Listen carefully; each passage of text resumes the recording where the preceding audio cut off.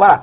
Retour sur le plateau. Ensemble, on gère protection à tout prix, voilà, et même à tous les prix, si vous voulez, chers amis.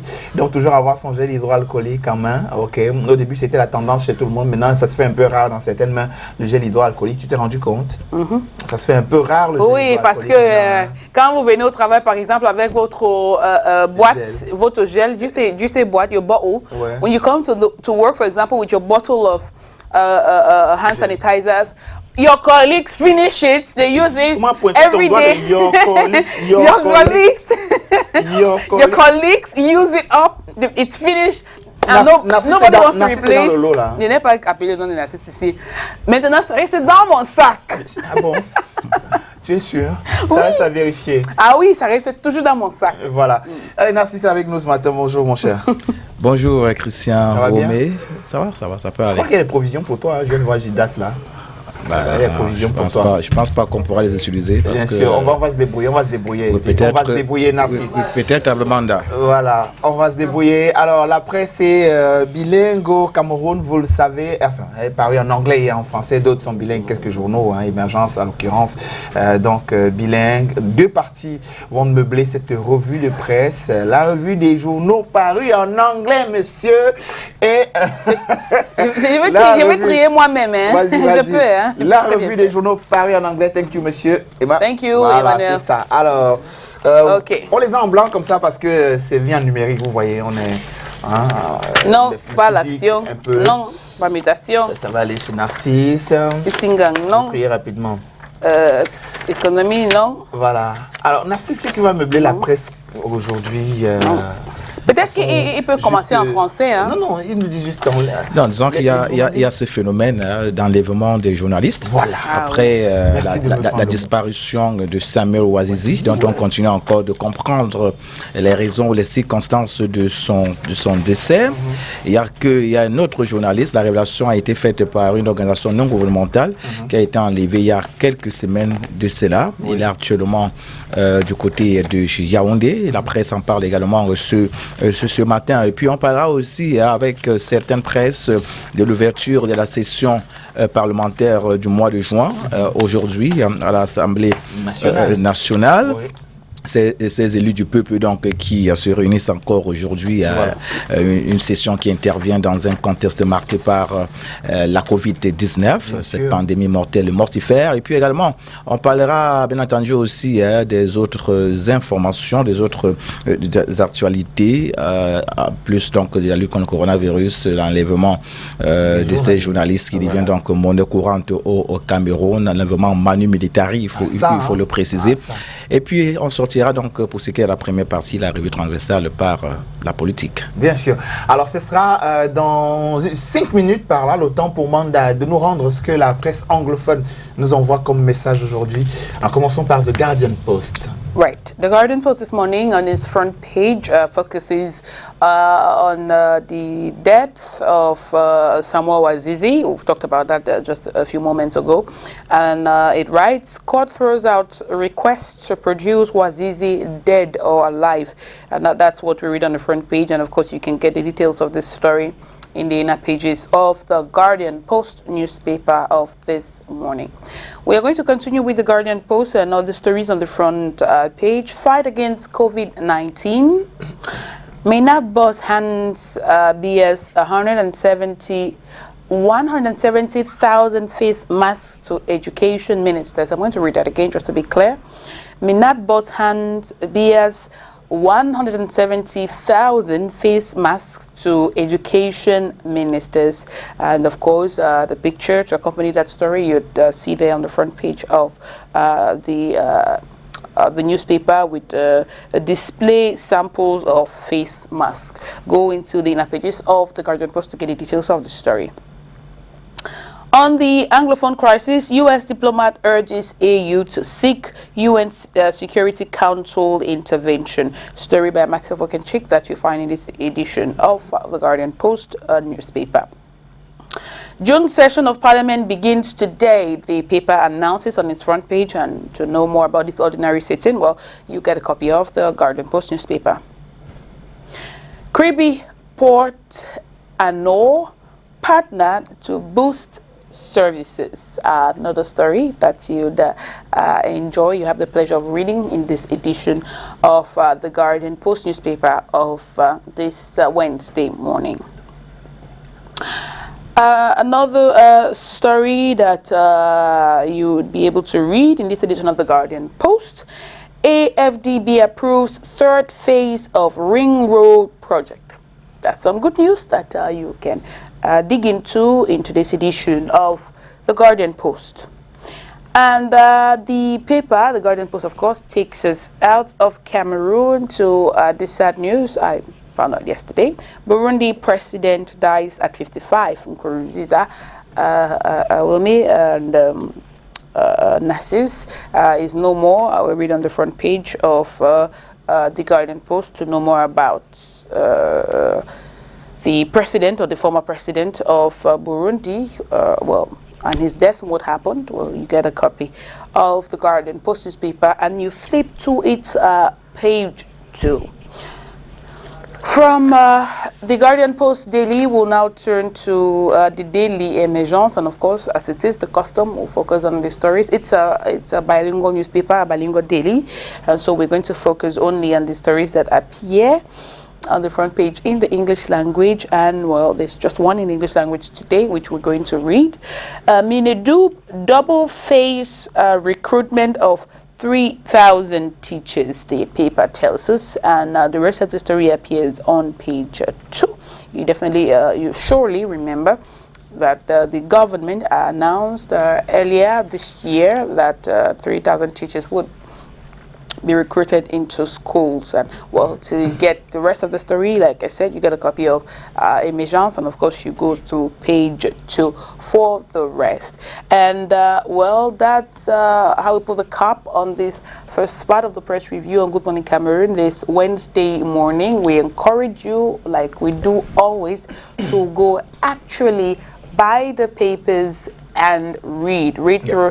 It does not suffice to know what the headlines are saying for you to get the full understanding of the stories and make your own conclusions or your own opinions. Well, you have to go buy the papers and actually read. The papers only cost what, 400 francs CFA? Yeah, and that's less than the price of a bottle of beer. Also, if you like to read online, it works just fine. Just go subscribe and read. We're going to quickly jump into what the papers are saying. Il faut avoir le choix entre se prendre une bouteille de bière, comme tu dis, et acheter donc un journal dont le prix est sensiblement le même, un peu moins même que la bouteille de bière. Alors, peut-être faut-il le rappeler maintenant, 2 parties revue transversale. On aura droit à 4 faits majeurs aujourd'hui. Narcisse a essayé d'évoquer quelques-uns. Peut-être vous les rappeler maintenant.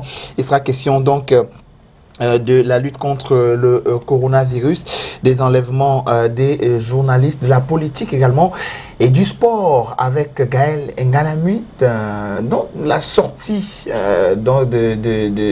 du monde du football en fait en tant que joueuse serait annoncée ou envisagée, Narcisse. Tout à fait, tu fais bien de le dire. Sur la toile, on se pose des questions, encore qu'on en a parlé hier dans nos éditions spécialisées d'information et de la presse qui en reparle encore ce matin. Sur le 4e fait majeur, mais commençons déjà avec le premier fait majeur qui porte sur la lutte contre la Covid-19 au Cameroun. La Nouvelle Expression en parle ce jour en insistant déjà sur le rapport de la Banque mondiale. D'après cette institution internationale, la pandémie de la Covid-19 plonge l'économie planétaire dans la pire des récessions depuis la Seconde Guerre mondiale. C'est en page 7, cette information toujours en rapport avec la Covid-19. Le journal de Séverin Tchoun que nous amène en Afrique du Sud. Là-bas, on parle d'une autre piste du coronavirus. Voilà qui pourrait bien faire froid dans le dos ce matin. Christian Romé, dans une étude, le laboratoire CRIPS établit la chaîne de contamination dans un hôpital de Duban. Nous sommes en Afrique du Sud. Le journal nous en dit davantage en ces pages, donc dans une de ces pages matin. On s'intéresse également au quotidien Le Jour de ce jour qui ne s'est pas aussi empêché de parler de la lutte contre la Covid-19 au Cameroun, de ce que le gouvernement camerounais fait jusqu'ici pour barrer la voie à cette pandémie mortelle et mortifère. Il faut également noter que le messager de Jean-François Chanon n'est pas resté donc en marge de cette actualité. l'actualité autour de la Covid-19. Le journal Le Rez-de-Chaussée parle de ce coup de pouce d'Isaac Ngane. C'est en page 2. On ne perd rien à faire un tour en kiosque ce matin au fin de ce dogoté à la bonne source. Une autre source, c'est celle de Info Matin Quotidien, don spécial du chef de l'État. Nous sommes là en ces pages 2 et 3 ce matin, 170 000 masques offerts au secteur éducatif. Le ministre Paul Atangandji a solennellement remis le présent hier aux 4 chefs des départements ministériels concernés. Le journal nous en dit plus, on l'a dit, en ces pages 2 et 3. Rendez-vous en kiosque ce matin. Le quotidien de l'économie en parle aussi. Covid-19, les recettes pétrolières du Cameroun en chute libre du fait donc de cette pandémie. Le journal est venu dire ce matin que si la situation perdure, les experts prévoient que les 5 pays producteurs de pétrole dans la zone CEMAC prendront une enveloppe totale de 2653,7 milliards de francs CFA en 2020. Ample précision, c'est en page 6. Rendez-vous donc en kiosque ce matin pour ample précision. Le tri hebdomadaire le soir s'est bien réveillé ce matin. Le journal parle de la riposte gouvernementale contre la Covid-19.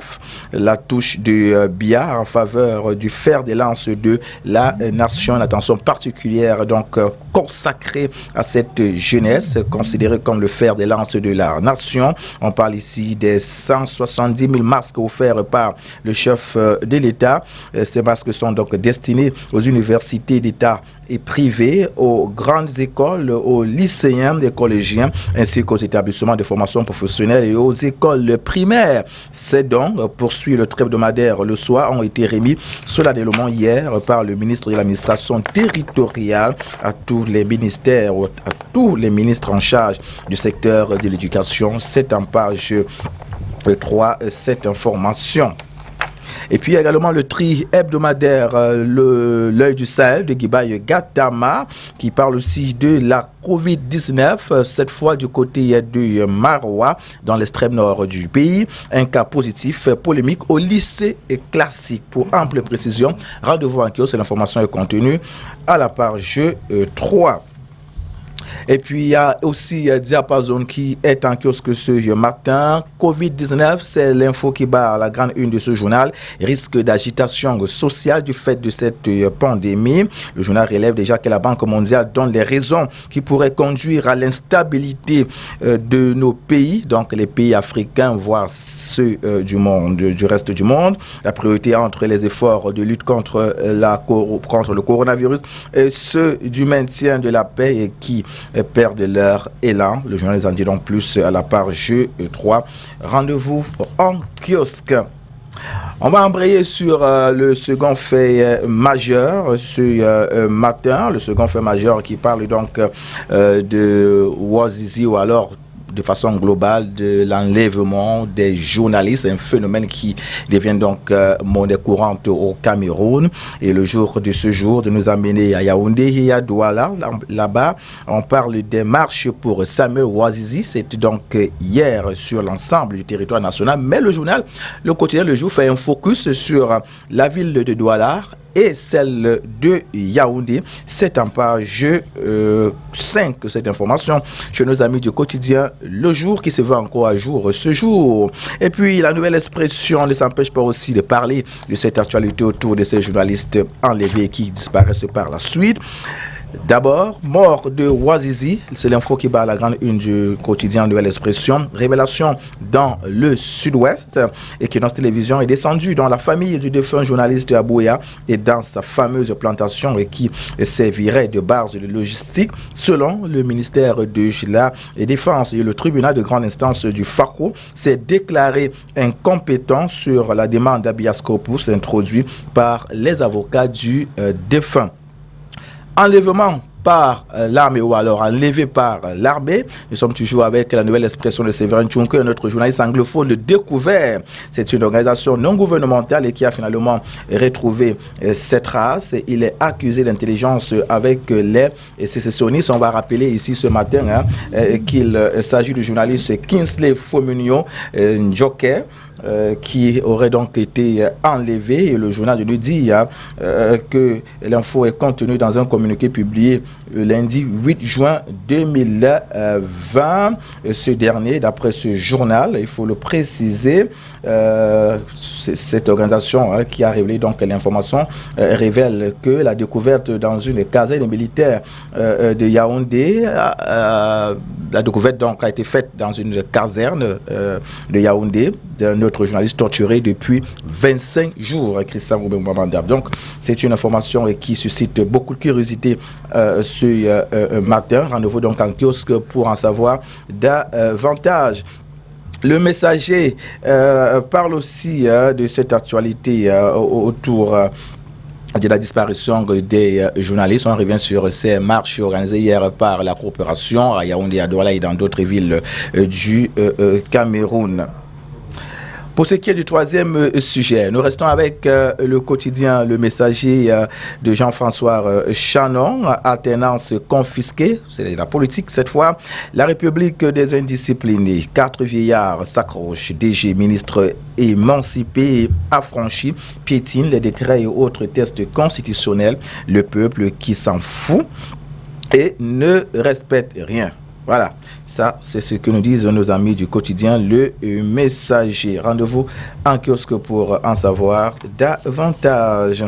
Le tri hebdomadaire le soir parle de cette théorie de gré à gré qui fait d'ailleurs couler beaucoup d'encre et de salive depuis quelques jours. Une vision fausse de l'avenir du Cameroun, indique donc le tri hebdomadaire ce matin à la page 5. Rendez-vous en kiosque pour en savoir davantage.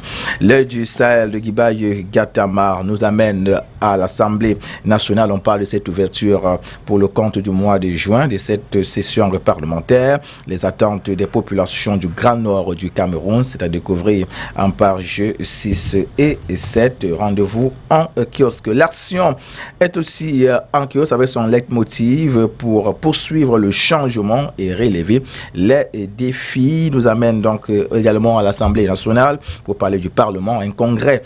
Pourquoi faire? Grosse interrogation. Le journal précise déjà que les membres de l'Assemblée nationale et du Sénat reçoivent le vendredi 12 juin prochain le serment de Joseph Ouna, nommé membre du Conseil constitutionnel le 15 avril dernier pour l'ouverture de la session et qui a lieu ce jour. Le palais des congrès de Yaoundé qui abrite les deux chambres pour la première fois de son histoire s'est mis sur son 31. C'est en page 9.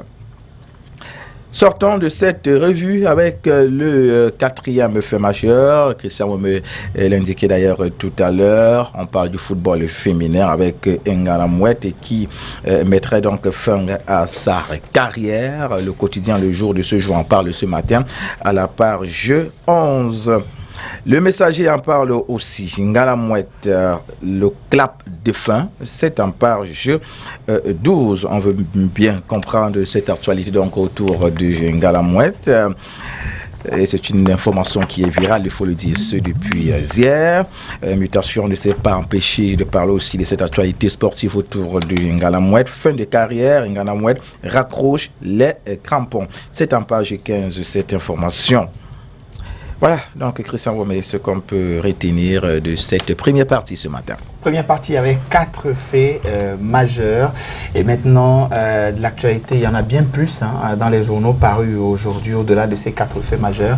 Et Narcisse Moto, ne souhaitant pas passer à côté de cela, maintenant, il nous les livre.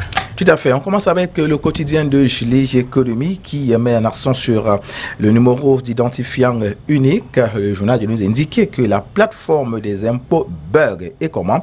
Alors que la date limite est prévue d'ici au 30 juin 2020, les contribuables trouvent des difficultés à souscrire leurs attestations d'immatriculation afin de les fournir donc aux différentes banques. C'est en page 2 et cette information, le journal parle aussi d'énergie électrique, les nouveaux branchements des néo en baisse au premier trimestre 2020. Quitte des concours au Cameroun, notamment ceux de l'Institut national, de l'Institut international des assurances. D'après ce journal, cet Institut international des assurances ouvre un master en assurance. C'est en page 5 cette information. La Nouvelle Expression s'est intéressée aussi au transport maritime ce matin, avec un accent sur le mauvais jeu des multinationales. Le journal indique que l'affaire Maersk et la structure camerounaise BKG Marines, qui dure depuis 5 ans, révèle le jeu trouble auquel se livrent certaines compagnies étrangères pour étrangler les investisseurs locaux. Évocation, c'est en page 5. Et puis le journal nous amène aussi du côté du Burundi, Christian Gomé. Là-bas, on parle de la chute d'un tyran. C'est ce que nous dit la Nouvelle Expression ce matin. Une crise cardiaque a terrassé Pierre Nkurunziza très tôt hier, accomplissant l'œuvre que l'opposition burundaise n'a pas pu depuis une vingtaine d'années. C'est en page 4 cette information. Rendez-vous donc un kiosque. Le trait hebdomadaire L'œil du Sahel nous amène du côté de Tourou. Là-bas, on parle de ce gendarme qui serait donc en prison pour tentative de meurtre. C'est en page 4. Puis changement climatique, on en parle aussi avec L'œil du Sahel. Le journal souligne à ce propos que l'extrême nord est de plus en plus vulnérable. Et comment? Allez le savoir en ces pages 8 et 9. Le quotidien Mutation parle de Fosso Victor, le baobab profané, peut-on lire à la grande une de ce quotidien. Les batailles autour des obsèques et la succession du capitaine d'industrie consacre sa seconde mort. Et puis évocation également d'autres déchirures familiales après des décès d'hommes d'affaires. C'est en page 5. Rendez-vous donc en kiosque. Et puis on termine avec le quotidien Le Jour qui s'intéresse aussi au barrage. C'est d'ailleurs l'info qui bat la grande une de ce journal ce matin, des ONG qui dénoncent les dégâts de Lampangar. Population riveraine vulnérable, inondation des plantations, déforestation, émission de gaz à effet de serre, menace sur les grands primates. Global Forest Watch et Seared Alert sur l'impact environnemental et social de la plus grande retenue d'eau au Cameroun. Les mesures prises par EDC. Réaction des populations à l'Est. C'est un dossier que le quotidien Le Jour consacre donc ou alors offre à son lectorat ce matin. Christian Womé. Voilà qui met un terme à la revue de presse sur Good Morning Cameroun. Dans 9 minutes exactement, 8 heures, la plupart des kiosques auront ouvert pour vous offrir donc ces journaux et l'actualité en intégralité, même en détail, contenu dans ces parutions aujourd'hui. Et Narcisse, lui, nous donne rendez-vous. Demain, il sera à 7h30. Ah, mais avant de partir quand même, Narcisse, que se passe-t-il dans le milieu de la presse aujourd'hui? Je veux dire, entre la presse et, je ne sais pas si c'est l'armée ou contre qui, mais on ne sait plus contre qui aujourd'hui la presse se bat finalement. Tout ce qu'on sait, c'est que la presse a l'armée en face d'elle et des pratiques telles les enlèvements sont devenues monnaie courante. Ça devient risqué de pratiquer ce métier. Ça devient vraiment très risqué de pratiquer ce métier. Ça fait peur désormais. On prend peur pratiquement tous les jours. Et j'ai bien envie de dire que désormais plane sur la tête des journalistes camerounais une épée de Damoclès. Oui. Ouais. Et on se pose bien la question, pourquoi ces enlèvements manu militari sans que les familles des concernés ne soient informées, sans que la coopération ne soit informée, sans que les populations camerounaises ne soient informées? Pourquoi cette arrestation en cachette, en catimini? On veut bien comprendre qu'est-ce qui se passe. Est-ce que la presse fait désormais peur au gouvernement, au système en place? On a bien envie de comprendre. On va rappeler pour ceux peut-être qui ne le savaient pas ou qui l'ont oublié, la presse ou le journalisme est un quatrième pouvoir. Donc ça veut dire que c'est un corps qui doit être respecté. Et même si on peut comprendre qu'il y a des bavures partout, dans tous les secteurs d'activité avec des brebis galeuses, oui. Ça c'est clair. Mais maintenant, lorsque un forfait est commis par un journaliste, je crois que il est de bon ton, il est logique, il est même comment on dit ça, légal, n'est-ce pas, que cette arrestation soit faite de façon officielle et que le peuple sache les chefs d'accusation, ce pourquoi les mobiles, ce pourquoi il a été arrêté, pour que nul n'en ignore. C'est comme ça que les bonnes démocraties fonctionnent. Maintenant, lorsque ces arrestations se font de façon en catimini, manu militari, soit dans la nuit, sans que les familles de concernés ou la coopération ou le peuple ne soient informés, sans que vous ayez accès même à un sans que vous ayez l'accès à un conseil, même les avocats qui sont censés protéger leurs clients n'ont pas accès, n'est-ce pas, à ces prisons-là, à ces cellules, à ces maisons de détention. On a bien vu se poser beaucoup de questions. Oui, Amanda, mais ça devient très compliqué maintenant. Je crois que ça réglerait le problème si, comme Narcisse vient de le dire, à chaque fois qu'on nous dise, OK, il a été arrêté, parce que arrêté à ce moment-là, bénéficiant encore de la présomption d'innocence, tout à fait. Mais quand on va plus loin, on vous dit qu'en 25 jours, là, aujourd'hui, pour ce qui est du cas de l'autre journaliste, il a été torturé, donc il a été retrouvé sur son corps, les traces de torture et tout ce que vous pouvez imaginer. Alors, est-ce qu'on peut encore dire à ce moment-là qu'on bénéficie de la présomption d'innocence? Et pourquoi pas communiquer aussi sur les arrestations et que même dans la corporation, qu'on sache qui est qui. Parce que finalement, même en te regardant, je ne peux pas savoir. Tout ce que je sais, c'est qu'on se limite à travailler ici ensemble. Maintenant, si tu as d'autres fonctions dans la nuit, comme il est reproché à certains, non, on ne peut pas savoir. Je crois que c'est à vous qui avez poussé les enquêtes plus loin et les recherches, de nous dire qu'écoutez, dans votre corporation, il y a X, Y, et c'est prouvé à ce moment-là. Parce que même en le disant, ça ne peut pas être prouvé. Ça n'a lieu de vraiment rien, parce que rien n'est prouvé. Il n'y a pas une justice qui a été faite et tout ça, machin. Ça devient compliqué. Hein, moi, je pense qu'il y a anguille sur roche. Il y a quelque chose qui ne va pas. Il y a anguille sur roche. Like I've said before, it's becoming really scary to be a journalist in Cameroon, because you never know what's going to happen. You don't know what you might be accused of, and then that's it. You don't even get a chance to defend yourself. Yeah. You don't get a chance to say what you're saying. This is not true. You're making a mistake here, and the next thing you hear is that you're no longer alive. So it's really scary. Transparency is the word we keep saying. Just like you would treat any other person who is arrested for suspected for committing a crime. Just how you should treat the journalists. You should put the information out there, give them a fair trial, and then let the law take its course. C'est un peu embêtant, parce que lorsqu'on te raconte même le film, parce qu'il faudrait qu'on revienne sur le cas de ce journaliste qui n'est plus, Samuel Ouazizi. Oui. Quand tu écoutes même la communication gouvernementale, ou alors gouvernementale, elle dit que les discours sont discordants. Je prends le cas du gouverneur de la région du Sud-Ouest, qui dit, en fait, l'impression qu'il donne, c'est qu'il est surpris par la nouvelle.